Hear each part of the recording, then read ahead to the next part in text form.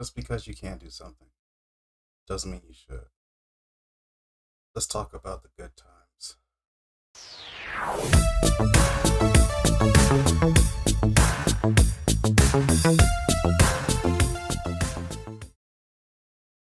I try to be as high energy as possible. I saw the Netflix Good Times trailer. I've also perused some of the discourse around how other melanated people are feeling about this trailer. I feel pretty much the same way. This is screams of desperation. This screams of racist depictions. But similar to how I felt when watching The Crow, um, I felt apathetic to this trailer as well. I felt this was a sorry excuse to either reimagine the greatness that was the Good Times show that appeared in the 70s. There were issues with that show as well. I believe some of the cast members from that show had issues with some of the depictions that Norman Lear produced during this time. The ending of the Good Times, the 70s version, had a very successful outlook towards the end of the series. I'm reading here. The series concludes with good times for everyone as JJ gets a new job. Velma announces she's pregnant. Keith recovers from the injury that threatened his career. And the Evans family finally moves out of the projects, along with Bologna and Penny. So that family, that generation moved out of the apartments. They moved out of that area. I have no idea where, but I'm assuming it's implied that they moved up, they moved out. Now I believe this new reimagining of the Netflix show, we're jumping right back into the projects. It's practically the same apartment complex that the original started. So it's saying that even when you're black, you'll never get out of where you are, and you'll never get out of your own predicament. The images that they flashed around a baby being a drug dealer, I believe they bit off a bit from Dave Chappelle's HBO special, Killing Them Softly, where he's discussing, driving through the hood and seeing a baby on the corner. And they used that to extrapolate and build out a series or a set of stories or an actual character around that bit. One of my main complaints, other than like the depictions of like a young girl hanging around strippers and stuff like that, is just how ugly it looks. Like, it would have helped if Netflix and Sony Pictures had approached Seong Kim, who did the direction of the Boondocks along with Aaron Magruder, which is a phenomenal show. I missed that show terribly. And I believe Aaron Magruder tried to get um, an Uncle Ruckus show kickstarted, and it just never worked out. But not to get off a tangent. Yeah, I just hate the look of it. It just looks tired. It looks like a retread of the Bebe Kids movie that came out in the 90s with basically depiction of Robin Harris. And basically it was an adaptation of his bit of how he's talking about Bebe's kids. If you don't know it, go check it out. Maybe able to order it online or something like that. But yeah, even the baby has like almost the same vocal tenor of Tone Loc, who voiced the original Baby in Bebe's Kids, and it just came off as a cheap knockoff. The whole look of this show just looks distasteful and a cheap knockoff. This show starts off punching down. It starts off showing depictions of black people. They can't they can't get ahead in life. They're even generationally. Um, Even they're young drug dealers.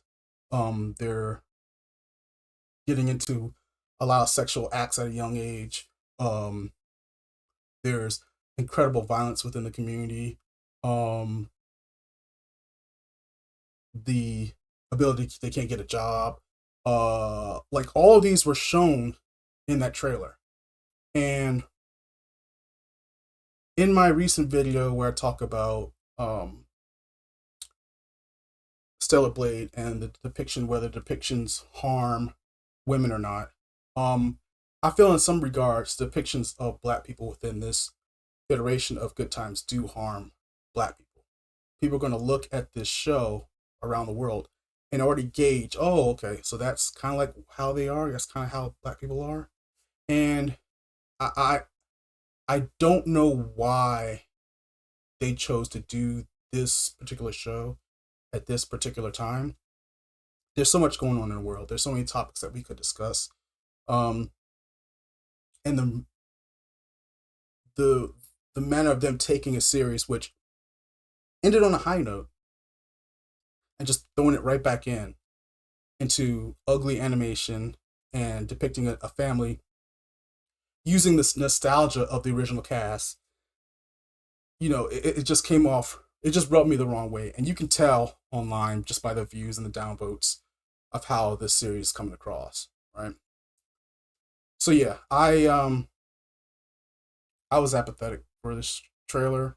It took me a while to kind of even get the courage to even get in front of the camera and talk about it. Sony, thanks, but no thanks. I don't want any part of it. Like, you guys knocked it out of the park with Into the Spider-Verse. And it seems like we're going right back to the Emoji Movie days. It seems like we're just jumping right back into that time. It seems like Sony is on their we don't give a fuck phase, and we're just going to release whatever's out. Like, you released Madam Web, and that was horrible.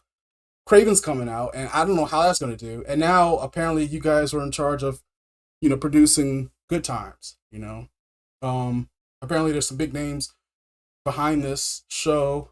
Steph Curry, Seth MacFarlane, and the late Norman Lear. Okay, like, I don't understand what was the allure of this show and why you guys decided to do it as animation. I read online somewhere that, you can push the boundaries with animation. That's why we chose it. Some things that, Florence from the original, she was out often talking to God, asking God to fix their problems, and she's often looking to heaven and stuff like that. So we decided to turn it into a show, to actually go to heaven and show, Jesus and God and them talking and stuff like that, and make it all fun. And my main thing about this trailer was it just looks horrible from a conceptual level, from an artistic level. I just really wish they tried a little more, and it looks lazy. And I don't understand, who is this for? Who is this show fucking for? It's not for me. Is it for Gen Z? Is it for the baby boomers? I don't know who the target audience is. And this show will probably appear will appear on Netflix. It may trend for maybe a week or two. Just like Avatar did. And my thoughts. I've kind of sprinkled my thoughts on how I feel about Avatar, but not to get off a tangent. And then it'll just disappear like a fart in the wind. There's a lot of uproar about it, and it's justifiable. There's a lot of people who are industry who actors and actresses who are working on this project, and I'm not condemning them in the way. I'm not in their shoes. This is an opportunity for them. So however you feel about them, that's your opinion. I just wish this particular concept was not made. I wish instead we could just turn this around and bring back Boondocks. Bring back what Aaron Magruder won as Uncle Ruckus show. I think he had more to say. And he was able to acquire a lot of talent within animation. He helped push a lot of animation for, working with, Korea, Japan, a lot of that stuff. He pushed that forward with that show. That show is a landmark show. And I don't think this is going to, what I'm trying to say is, I don't think 10 years, 20 years from now, I'm going to revisit the Good Times Netflix show. Most of Netflix shows, they're usually one and done. It's more quantity over quality. And Netflix is fine with that. We're just a content farm. We're just building out stuff. There's a couple premiere shows, a couple premiere movies that we keep on the back burner, to give us, Emmy and recognition. But for the vast majority of it, it's about pushing out content, getting subscribers. That's literally it. That's all they care about. And however much we are in uproar for this show, it's strictly a content vehicle. It's strictly a subscription vehicle to get more subscribers to your channel, And a lot of stuff, it's there to elicit a reaction, and they won. They got that, whether it's for the good or better. They have that. But this thing comes out what, next week, and I definitely won't be looking at it. Um, it reminds me of what was that show? It appeared on HBO. It was by Mindy Kaling. Um, the Velma show. That's right. That's right. Is anybody still talking about the Velma show? That animation was okay. It's definitely better than this. This looks like a horrible Flash animation. There's some great quality Flash animations out there. I don't understand why this looks lesser than that, but in the year 2024. But okay, I'm done. Yeah, if you like that, if you like what you saw in Good Times, that's cool. I'm not here to discount you in any way.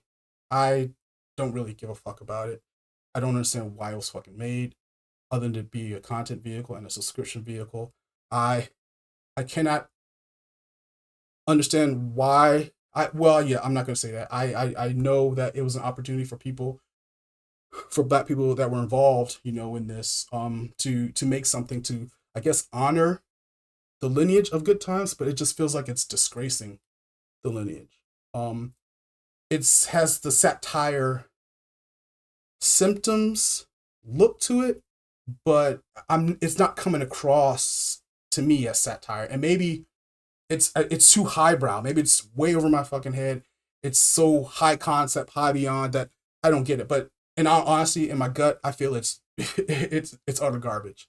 And if you agree or don't disagree, that's fine too. But these are just my opinions. I'm probably not the only person that feels this way. There's probably other people of color that want to see this, and I have no comment for that. That's you, but I will not see it. So yeah, that's all I got. If you like what I had to say, or if you like this video, feel free to like, share, subscribe, and have a good one. Cabs out.